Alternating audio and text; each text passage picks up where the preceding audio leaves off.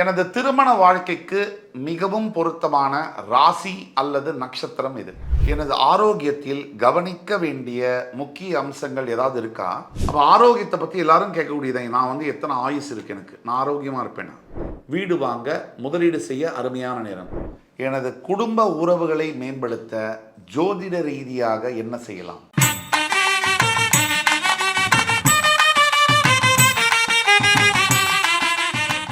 வணக்கம். எல்லா சப்ஸ்கிரைபர்களையும் எனது நண்பர்களையும் வருக வருக என வரவேற்பதில் பெருமகிழ்ச்சி கொள்கிறேன்.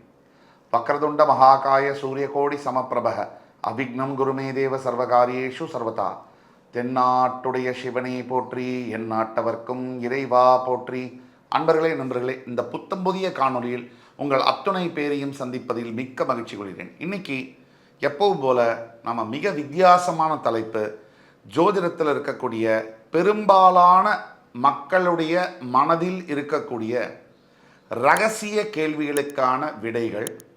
அந்த வரிசையில் இன்னைக்கு நம்ம பார்க்க போகிற முதல் கேள்வி, எனது திருமண வாழ்க்கைக்கு மிகவும் பொருத்தமான ராசி அல்லது நட்சத்திரம் இது. இந்த கேள்வி எழாத மனசே இல்லை. எல்லோருக்கும் இந்த கேள்வி இருக்கு. நம்ம சந்திக்கக்கூடிய எல்லோருக்குமே அந்த 12 ராசிக்காரர்களுக்கும் இந்த கேள்வி இருக்கு. திருமணத்திற்கு எந்த ராசி பொருத்தமான ராசி? இப்போ 12 ராசிகளுக்குமே நம்ம இதை சொல்ல முடியுமா? உதாரணத்துக்கு ஒரு ராசியை எடுத்துப்போம், கும்ப ராசியை எடுத்துப்போம். இப்போ கும்பராசிக்கு பொருத்தமான ராசி நட்சத்திரம் எது அப்படின்னு சொல்றதுக்கு முன்னாடி உண்மையிலேயே விஷயம் என்னன்னா, எந்த ராசிக்கும் இந்த ராசி பொருந்தாது, இந்த நட்சத்திரம் பொருந்தாது அப்படின்னு இல்லை. எல்லா ராசியும் நல்ல ராசியே, எல்லா நட்சத்திரமும் நல்ல நட்சத்திரமே, இதுதான் சத்தியமான உண்மை. ஆனால் அதில் சூட்சமங்கள் இருக்கு. அதை பற்றி ஒரு 2 எடுத்துக்காட்டு நம்ம பார்ப்போம். இப்போ கும்பராசி நேயர்களுக்கு பொதுவாக 100க்கு 100 அல்ல, பொதுவாக பொருந்தாத ராசிகள் அப்படின்னு நம்ம பார்த்தோம்னா, சிம்ம ராசி கும்பராசிக்கு பொருந்துறது கொஞ்சம் கடினம். அதே மாதிரி கும்பராசிக்கு மேஷராசி மற்றும் விருச்சிக ராசி பொருந்துவது கடினம். இதை நம்ம பொது அடிப்படையில் சொல்ல முடியும். கும்பராசி ஒரு எடுத்துக்காட்டுக்கு பார்த்தா எந்த நட்சத்திரம் பொருந்தும் அப்படின்னா, எப்பவுமே அவிட்டம் சதயம் புரட்டாதி நட்சத்திரத்திலிருந்து சரியாக 8வது நட்சத்திரம், அதை மட்டும் தவிர்த்தாலே போதும். இப்போ அவிட்ட நட்சத்திரம் அப்படின்னு எடுத்தோம்னா பரணி நட்சத்திரத்தில் ஒரு சில இதை தவிர்த்தா போதும்.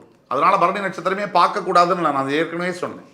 90% பொருந்தாது, 10% அருமையான ஜாதகம் கூட பொருந்தும், நல்ல ஜாதகமாக இருக்கலாம், விட்டுட முடியாது.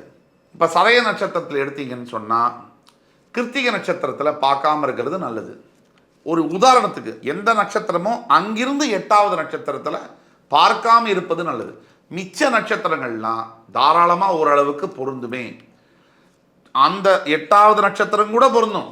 நம்ம ஏற்கனவே சொன்னோம், எந்த நட்சத்திரமும் பொருந்தாமல். ஆனால் இது தெளிவாக புரிஞ்சுக்கணும், எந்த அடிப்படையில் பார்க்குறோம், அந்த பிறப்பு ஜாதகத்தில் என்னென்ன சூட்சமங்கள் இருக்குது அப்படிங்கிறத வச்சு ராசியையும் நட்சத்திரத்தையும் பொருத்தம் பார்க்க துல்லியமாக முடியும்.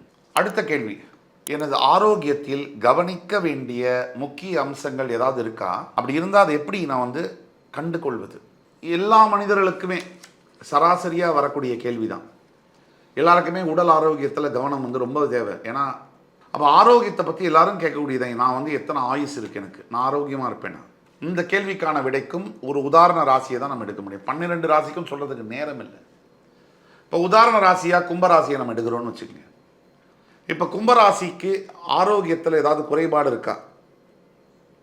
ஆரோக்கியத்தில் ஏதாவது கவனிக்க வேண்டிய முக்கிய அம்சங்கள் ஏதாவது இருக்கா அப்படின்னு நம்ம பார்த்தோம்னா எப்படி தெரிஞ்சுக்கிறது? கும்பராசியினுடைய 8ஆம் வீடு எது? கும்பராசிக்கு 8 புதனுடைய கன்னிராசி. இப்போ இந்த 8ஆம் வீடுல இருக்கக்கூடிய கிரகம் சுபத்துவம் அல்லாமல் பாவ கிரகங்களோட சம்பந்தப்படும் போது ஆரோக்கிய குறைபாடுகள் நடக்கும். இதை விட ரொம்ப டெக்னிக்கலாக சில விஷயங்கள் இருக்கு, உங்களுக்கு புரியுமான்னு தெரியாது, இருந்தாலும் நம்பிக்கையுடன் சொல்கிறேன். சரலக்னம், ஸ்திரலக்னம், உபயலக்னம்னு இருக்கு. இப்போ கும்பம் ஸ்திரலக்னம்.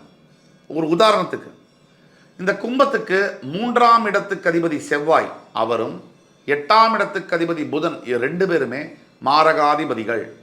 9ஆம் இடத்திற்கு அதிபதியான சுக்கிரன் பாதகாதிபதியாக வருவார். அப்போ கும்பத்துக்கு பார்த்தீங்கன்னு சொன்னால் செவ்வாய் புதன் சுக்கிரன் இந்த திசைகள் நடக்கும் பொழுது ஆரோக்கியத்தில் குறைபாடுகளை வெளியில் கொண்டு வரும். ஒன்று அந்த ஆரோக்கிய குறைபாடு வெளியில் வந்து சரியாயிடும், இல்லை அந்த ஆரோக்கிய குறைபாடு நிறைவாக இருந்து பிரச்சனைகளை தரும். இது அவரவர் சுய ஜாதகம், பிறப்பு ஜாதகத்தை பொறுத்தது. இப்போ இன்னும் எளிமையாக சொல்லணும் அப்படின்னா, ஆரோக்கியத்தை பற்றி குறிக்கக்கூடியது 4ஆம் இடம் மற்றும் 8ஆம் இடம். 4ஆம் இடம் முக்கியமாக நமக்கு உடல் ரீதியான பாதிப்பு ஏதாவது வருமா? அதுக்கு இப்போ நாங்கள் 4-8 பற்றி பேசுகிறோம். லக்ன அதிபதின்னு சொல்கிறோம் இல்லையா? லக்னம்னா 1ஆவது இடம், அதுதான் ஆத்மா, உயிர் ஸ்தானம். நீங்கள் அந்த ஃபர்ஸ்ட் லார்டு, அவரும் 4th பிளேஸோடைய லார்டு, இவரும் 8th பிளேஸோடைய லார்டு. இவங்களுக்குள்ள இருக்கக்கூடிய கனெக்ஷனை வச்சு தான் ஒரு மனிதனுக்கு ஆரோக்கியத்தில் முக்கிய பிரச்சனைகள் வருமா? இப்போ கும்பத்துக்கு வந்து சனீஸ்வர பகவான் சுபத்துவமாக இருக்காருன்னு வச்சுக்கோங்க. இந்த 4-8 இடம் பாழா போயிருந்தா கூட ஆரோக்கியத்தில் பிரச்சனைகளை சமாளிக்க முடியும், தீர்வு வந்துடும். சனீஸ்வர பகவான் வீக்காக இருக்காரு, ஆனால் 4ஆம் இடம் அந்த இடத்துக்கு அதிபதியான ரிஷபத்திற்கு அதிபதியான சுக்கிரனும் 8ஆம் இடம் அதிபதியான புதனும் சரியா இல்லைன்னு வச்சுக்கோங்க. இப்போ வந்து என்ன ஆகும்னா ப்ராப்ளம் வரும். இதுதான் இப்போ சுக்கிரனும் புதனும் தெளிவாக இல்லை கும்பராசிக்கு அப்படின்னா பிரச்சனைகள் வரக்கூடிய வாய்ப்புகள் இருக்குது. இப்போ கும்பராசின்னு நான் சொன்னாலும் நீங்கள் கும்ப லக்னம்னு எடுத்துக்கணும். அதனால் எனது ஆரோக்கியத்தில் கவனிக்க வேண்டிய முக்கிய அம்சங்கள் இருக்கான்னு இப்படி தான் நம்ம தெரிஞ்சுக்கணும். அடுத்த கேள்வி, வீடு வாங்க அல்லது முதலீடு செய்ய இது சரியான நேரமா? இப்போ இதுக்கு ஒரு உதாரண ராசியை நம்ம எடுத்தாகணும். தனுசு ராசியை எடுத்துப்போம் உதாரணத்துக்கு. தற்சமயம் தனுசு ராசிக்கு 4ஆம் இடம் என்று சொல்லக்கூடிய இடத்துல சனி பகவான் இருக்கார். அதாவது 4ஆம் இடம் தான் வீடு வாகனத்தை குறிக்கக்கூடியது. இந்த இடத்துல அர்த்தாஷ்டம சனி இருக்கார். இப்போ இந்த நேரத்தில் வீடு வாங்க முடியுமா? தனுசு ராசி நேயர்களுக்கு ஒரு வேண்டுகோள், இந்த நேரத்தில் தான் வீடு வாங்க முடியும். சனி அர்த்தாஷ்டமஸ்தானத்தில் இருக்கும்போது தான் நிலம் வாங்குவது, வீடு வாங்குவது, மிகப்பெரிய ஒரு அசையா சொத்துக்களை வாங்குவது, அதெல்லாம் இப்போ தான் நடக்கும். அப்போது எப்படி அதை கண்டுபிடிக்கிறது? நம்மளுடைய கோச்சார ரீதியாக ராசியின் 4ஆம் இடத்தில் எந்த கிரகம் இருக்காங்க அப்படிங்கிறத வச்சு நம்ம வீடு வாங்கிறதுக்கு சரியான நேரமானு சொல்லலாம். இல்லை பிறவி ஜாதகத்தில் லக்னத்தின் அடிப்படையில், இப்போ தனுசு லக்னம் அப்படின்னா உங்களுடைய ஜாதகத்தில், பிறப்பு ஜாதகத்தில் 4ஆம் இடத்துல எந்த கிரகம் இருக்காங்க, அல்லது 4ஆம் அதிபதி குரு பகவான் சுபத்துவத்தில் வலுத்திருக்காரா அப்படின்னா அது ஒன்று பார்க்கணும். இப்போ உங்களுடைய பிறவியில், உங்களுடைய வாழ்க்கையில் தசா புக்தி இதை நடத்தக்கூடிய கிரகம் எது, இதை வச்சு தான் உங்களுடைய வீடு வாங்க, வாகனம் வாங்க, முதலீடு செய்ய யோகம் இருக்கான்னு பார்க்கணும்.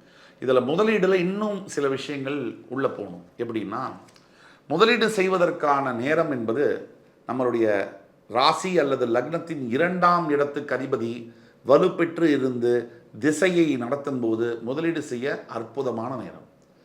அதாவது இல்லை அப்படின்னா குரு பார்வை ராசியின் மீது விழும்போது வீடு வாங்க, முதலீடு செய்ய அருமையான நேரம். ஒரு எடுத்துக்காட்டுக்கு தனுசு ராசிக்கு குரு பார்வை இப்போ வருது. அதே மாதிரி 2ஆம் இட அதிபதி அதாவது சனி பகவான் 4ஆம் இடம் வீடு வாங்கக்கூடிய இடத்துல போய் உட்கார்றாரு. இப்போ இதை விட வந்து தனுசு ராசிக்கு சரியான நேரம் இருக்க முடியாது வீடு வாங்கிறதுக்கு, மனை வாங்குவதற்கு, காரு வாகனம் வாங்குவதற்கு. ஆக இதை வச்சு தான் நம்ம வீடு வாங்குறது, வாகனம் வாங்குறதை பற்றி சொல்கிறோம். முதலீடு பற்றி சொல்லும்போது நான் சொன்னேன் 2ஆம் இடம் தனஸ்தானம், தனஸ்தானத்துக்கு அதிபதி. உங்கள் பிறப்பு ஜாதகம் இருக்கும் இல்லையா? இப்போ நம்ம தனுசு ராசியை பற்றி பேசுகிறோம். நீங்கள் வேறு ராசியாக இருப்பீங்க, 12 ராசியில் நீங்கள் வேறு ராசியாக இருக்கலாம். உங்களுடைய பிறப்பு ஜாதகத்தில் உங்களுடைய லக்னத்துடைய 2ஆம் இடம் தனஸ்தானம், அந்த இடத்துக்கு அதிபதி வலுப்பெற்று இப்போ திசையை நடத்தினார்னா இந்த நேரத்தில் நீங்கள் முதலீடு பண்ணலாம். இல்லை உங்களுடைய பிறப்பு ஜாதகத்தில் அவர் எப்படி இருப்பாருங்கிறத நாங்கள் பார்க்கணும். அதாவது கீழே கொடுக்குள்ள வாட்ஸ்அப் நம்பரில் நீங்கள் எங்களை தொடர்பு கொண்டு ஆன்லைன் அப்பாயின்மெண்ட் வாங்கும்போது கிளியராக நீங்கள் எப்போ வீடு வாங்க முடியும், உங்களுக்கு முதலீடு எப்போ சரியாக வரும் அப்படிங்கிறத துல்லியமாக கணித்து தர முடியும். அடுத்த கேள்வி, எனது குடும்ப உறவுகளை மேம்படுத்த ஜோதிட ரீதியாக என்ன செய்யலாம்? அற்புதமான கேள்வி. இப்போ 12 ராசிகளுக்கும் நம்ம பேச முடியாது, அதுக்கு நேரம் பத்தாது. உதாரணமாக ஒரு ராசி எடுத்துப்போம், தனுசு ராசி. இப்போ தனுசு ராசி நேயர்கள் குடும்ப உறவுகளை மேம்படுத்த ஜோதிட ரீதியாக என்ன செய்யலாம்? முக்கியமாக குடும்பத்தை குறிக்கக்கூடிய இடங்கள் எது? அதாவது 2ஆம் இடம், அதுக்கு பிறகு 11ஆம் இடம், அதுக்கு பிறகு 7ஆம் இடம். இந்த 3 வீடுகளும் குடும்பத்தை அப்படியே கண்ணாடி மாதிரி படம் போட்டு காமிச்சிடும். இதில் 7ஆம் இடம் ரொம்ப முக்கியம் சார், ரொம்ப முக்கியம். இப்போ ரீசெண்டாக சொன்னால் இந்த ட்ரெண்டில் இட்ஸ் வெரி இம்பார்ட்டன்ட் ப்ரோ. இந்த 7ஆம் இடம் என்பது கலத்திரஸ்தானம். ஒரு ஆணாக இருந்தாலும் பெண்ணாக இருந்தாலும் தன்னுடைய வாழ்க்கை துணை யார், தான் யாரை கல்யாணம் பண்ணிப்போம், காதல் திருமணமெல்லாம் நடக்குமா, கல்யாண வாழ்க்கை நல்லா இருக்குமா, இந்த அத்தனை கேள்விகளுக்கும் பதில் கொடுக்கக்கூடிய ஒரு இடம் 7th பிளேஸ். இந்த 7th பிளேஸுடைய லார்டு கிரகம் அதிபதி அவர் சுபத்துவத்தில் இருக்கணும். 2ஆம் இடம் குடும்பஸ்தானம். இந்த குடும்பஸ்தானத்தில் சில பேருக்கு வாழ்க்கையில் பார்த்தீங்கன்னா 65 வருஷம் கணவன் மனைவியாக வாழ்வாங்க, ஆனால் 65 நிமிஷம் கூட நிம்மதியாக வாழ்ந்துருக்க மாட்டாங்க. சில பேர் வாழ்க்கையில் 5 வருஷம் கணவன் மனைவியாக வாழ்வாங்க, அற்புதமாக வாழ்ந்திருப்பாங்க. இந்த வித்தியாசத்தை சொல்லக்கூடியது தான் 2ஆம் இடம். இந்த 2ஆம் இடம் குடும்பஸ்தானத்தில் எப்படி ஒருத்தருக்கு ஒருத்தர் பேசிப்பாங்க கணவன் மனைவி. ஏன்னா பேச்சில் தானே வாழ்க்கை தொடங்குது, பேச்சில் தானே புரிதல் என்பது இருக்குது, பேச்சில் தானே உறவு முடிவெடுக்கப்படுகிறது. பேசி பேசி தானே பல பேர் உறவை கெடுத்து குடும்பங்களை கெடுத்து காலி பண்ணிடுறாங்க. அந்த வார்த்தைகள் தானே துப்பாக்கியில் வரக்கூடிய குண்டை விட இன்னும் மோசமாக மனிதர்களை தாக்குது. அந்த இடத்தை சொல்லக்கூடியது தான் இந்த குடும்பஸ்தானம், வாக்குஸ்தானம், 2ஆம் இடம். இந்த 2ஆம் இடத்துல இருக்கக்கூடிய அதிபதி சுபத்துவ கிரகங்களுடைய சேர்க்கை, சுபருடைய பார்வை, சுபருடைய சேர்க்கை பெற்றிருக்கும் போது அற்புதமான பலன்களை செய்கிறது. இப்போ 2, 7, அடுத்தபடியாக 11. அதாவது முதியோர்களுடைய மூத்த சகோதரர், முதியோர்களுடைய யாரை நமக்கு சொல்லுவோம் அப்படின்னா முதியவர்களுடைய தொடர்பு, பூர்வீக பந்தம்லாம் சொல்லக்கூடியது 11ஆம் இடம். அந்த 11ஆம் இட அதிபதியுடைய தொடர்பும் நல்லா இருக்கணும், பெரியவங்களுடைய ஆசீர்வாதம் இருக்கணும், கணவன் மனைவி ஒத்துமையாக இருக்கணும், 2ஆம் இடம் குடும்பஸ்தானம் நல்லா இருக்கணும். இப்போ இதெல்லாம் நல்லா இருந்துட்டால் போதுமா அப்படின்னா இப்போ தான் மேஜர் பாயிண்ட்டே வருது. இது 2, 7, 11 நல்லா இருந்தாலும் 5 அப்படிங்கிறது தான் இந்த 3 இடத்தையும் கண்ட்ரோல் பண்ணக்கூடிய இடம். அந்த 5 அப்படிங்கிறது பூர்வ புண்ணியஸ்தானம் மட்டுமல்ல, அது புத்திரஸ்தானமும் கூட. அந்த புத்திரஸ்தானம் இப்போ எதுக்கு குடும்பம் நடத்தணும், எதுக்கு பெரியவங்களாம் இருக்கணும், இவங்கெல்லாம் யாரை நோக்கி வாழ்க்கையை நகர்த்துறாங்க?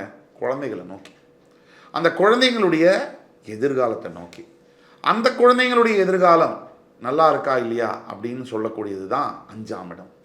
ஒரு வீட்டில் பலதரப்பட்ட அளவில் கோடிக்கணக்கில் பணம் இருக்குது, வசதி இருக்குது, பதவிகள்லாம் இருக்குது, குழந்தைகள் கெட்டுப்போச்சு. போதை பழக்க வழக்கங்கள், தவறான உறவுகள், அந்த குடும்பம் அந்த வெற்றி வெற்றியா இல்லை. சாதாரண ஏழை குடும்பத்தில் கூட அருமையான குழந்தைகள் இருக்குது, நல்லா படிக்கிறது, ஒழுக்கத்தோடு இருக்காங்க. இந்த குடும்பம் தான் வெற்றியான குடும்பம். ஆக இதே மாதிரி தான் இது ஒரு ராசிக்கு நம்ம சொன்னோம். உங்களுடைய லக்னம், உங்களுடைய ராசிக்கு இந்த குடும்ப உறவுகளை மேம்படுத்த ஜோதிட ரீதியாக என்ன செய்யலாம் அப்படின்னா, முதல்ல சில பூஜைகள் செய்யணும். முக்கியமாக பௌர்ணமி தோறும் சத்யநாராயண சுவாமிக்கு பூஜை செய்யணும் இந்த தனுசு ராசிக்கு. இப்போ உங்களுடைய ராசி லக்னத்துக்கு என்ன செய்யலாம் அப்படின்ற கேள்வி இருக்குன்னா, கீழே கொடுத்துள்ள வாட்ஸ்அப் நம்பரை எங்களை தொடர்பு கொண்டு பேசும்போது உங்களுக்கான மிக துல்லியமான பலன்களை தர காத்திருக்கிறோம். இந்த எபிசோடு உங்களுக்கு பிடிச்சிருக்கும்னு நம்புகிறோம். அடுத்த காணொளியில் மறுபடி உங்கள் எல்லோரையும் சந்திக்கும் வரை உங்களிடமிருந்து விடைபெறுவது உங்கள் சுபாஷ் பாலகிருஷ்ணன். நன்றி, வணக்கம், வாழ்க வளமுடன்.